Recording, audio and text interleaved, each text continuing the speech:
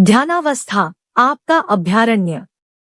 मानव को अपने जीवन में प्रतिदिन संघर्ष करना पड़ता है। ऐसा दिन भी आता है जब हम निराश, भ्रमित होते हैं। आप अपने जीवन में निम्नतम स्तर पर, अवंती के मुकाम पर खड़े होते हैं। आप उस समय अत्यधिक उत्तेजित होते हैं। ऐसी स्थिति में आप बस यही चाहते हैं कि किसी तरह से इन सब से बाहर निकले।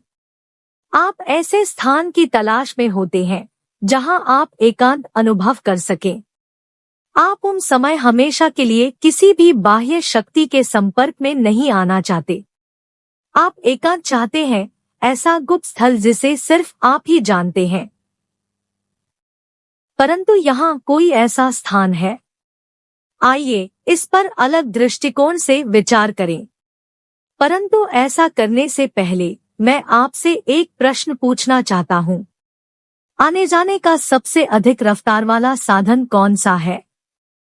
उत्तर देने से पहले विचार करें। इस पर मैं आपकी ओर से जवाब देता हूँ। कहीं जाने का सबसे अधिक रफ्तार वाला साधन हमारी कल्पना शक्ति है। मैंने उल्लेख किया है कि अंतर्जगत बाहरी दुनिया से कहीं अधिक व्यापक होता है। अब प्रश्न उठता है कि हम इस बाहरी दुनिया से छिपना क्यों चाहते हैं?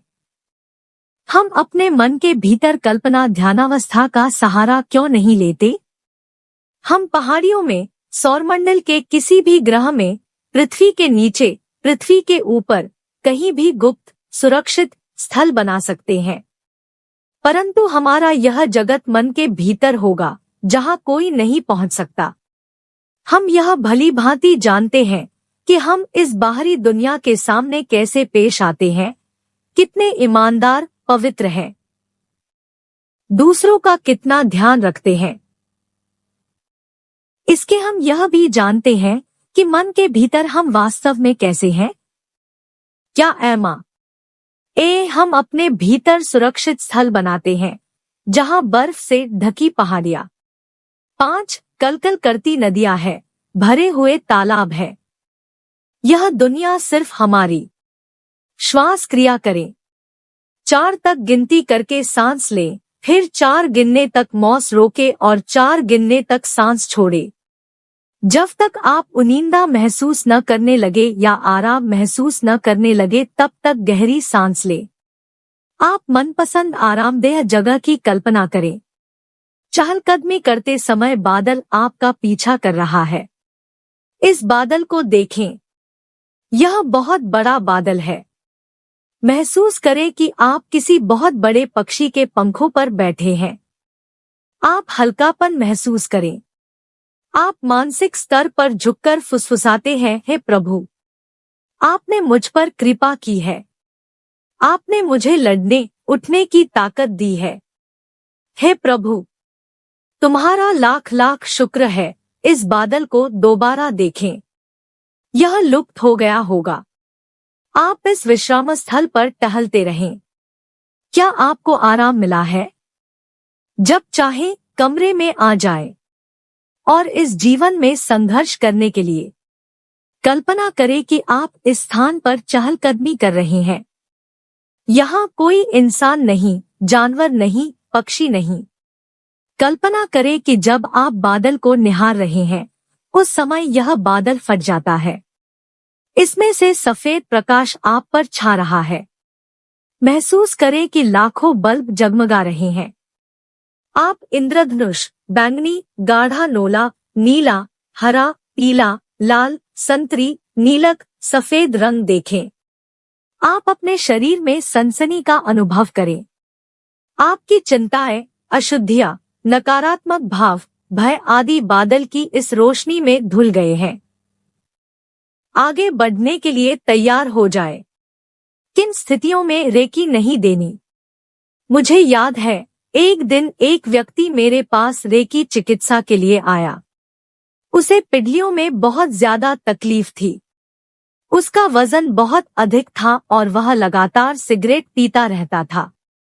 मेरी यह आदत है कि रेकी चिकित्सा के इच्छुक व्यक्ति के साथ मैं विस्तारपूर्वक बातचीत करता हूँ। इस व्यक्ति को परामर्श देते समय मुझे यह पता चला कि उसकी यह समस्या बहुत पुरानी है। वह सोफे या कुर्सी पर कुछ मिनटों से ज्यादा देर तक नहीं बैठ सकता था। रोज ही ऑफिस से घर लौटने पर वह लेट जाता था और अपनी टांगे सेंटर टेबल पर कम से कम 30 मिनट तक रखता था। उसने हर तरह का इलाज कराया, परंतु कोई लाभ नहीं हुआ। मैंने 21 दिन का रेकी उपचार करना शुरू किया। कुछ ही दिनों में मैंने यह महसूस किया कि उसका पूरा शरीर ही ठंडा पड़ा है। कभी कभी ऊर्जा मेरे हाथ से नहीं गुजरती थी, अर्थात वह ऊर्जा नहीं ग्रहण कर रहा था। मैं हैरान था। तब 9वें दिन मुझे अंतर्ज्ञान हुआ कि उसके हृदय के दोनों वाल्व बंद हो गए हैं। मैंने देखा कि वह हौफ रहा था। उसके बाद वह नीला पड़ने लगा। मुझे पसीने छूटने लगे। जब मैंने आंखें खोली, वह मुस्कुरा रहा था। मैंने उसका इलाज करना बंद कर दिया। फोन पर मैंने उसे बताया कि उसके साथ कुछ होने वाला है, लेकिन मैंने उसे वह सब कुछ नहीं बताया जो मैंने देखा था। 12वें दिन उसने मुझे बताया, क्या आप जानते हैं कि मैं कहाँ बैठा हूँ? मैं घबरा गया। उसने जवाब दिया, सोफे पर। वह थोड़ी देर के लिए रुका, फिर कहने लगा, मैं आपका शुक्रगुजार हूँ। मैंने अपने फैमिली डॉक्टर को जवाब दे दिया है। वह पिछले 8 वर्षों तक मेरा इलाज नहीं कर पाया, और आपने केवल 9 दिनों में ही कमाल कर दिखाया। बातचीत के दौरान मैंने उसे सलाह दी कि वह किसी हृदय विशेषज्ञ के पास जाए। मैंने उसे वह सब कुछ बता दिया जो मैंने मन की आंखों से देखा था। वह हंसने लगा। फिर भी हम हृदय विशेषज्ञ के पास गए। डॉक्टर ने एक्सरे करवाया और यह पता चला कि उसके हृदय का आकार बढ़ गया है, परंतु मैंने वह सब कुछ नहीं देखा जो मुझे दिखाई दिया था। हम दूसरे क्लिनिक में चले गए। यहाँ डॉक्टर ने टीवी स्क्रीन पर उसके वाल्व दिखाए। ये वाल्व पूर्णतः स्वस्थ थे, परंतु मेरा भय दूर नहीं हुआ। 14वें दिन मुझे रेकी उपचार शुरू करना था। तभी उस व्यक्ति की ओर से फोन आया, मुझे बहुत पसीना आ रहा है और ऐसा लग रहा है कि मेरा दम घुट रहा है। अंतर्ज्ञान से मैं जानता था कि उसे दिल का दौरा पड़ा है। मैंने उसके मित्र को एम्बुलेंस लाने की सलाह दी और उसे अस्पताल में भेज दिया। मैंने फोन रखा। मित्र की पत्नी को अस्पताल जाने के लिए कहा। मैं भी टैक्सी लेकर भागा। मेरा वह मित्र स्ट्रेचर पर आईसीयू में ले जाया जा रहा था। अगले 25 मिनट के भीतर ही उसे मृत घोषित कर दिया गया। मैंने यह घटना इसलिए बताई है कि किसी भी रोगी का रेकी उपचार करते समय आपके सामने ऐसी समस्या आ सकती है, अर्थात जब रेकी का उपचार दे रहे हो, आपको लगेगा कि आपके हाथों से ऊर्जा प्रवाहित नहीं हो रही, आपको कोई अनुभूति नहीं होगी, जबकि रेकी चैनल के रूप में ऐसा होना चाहिए।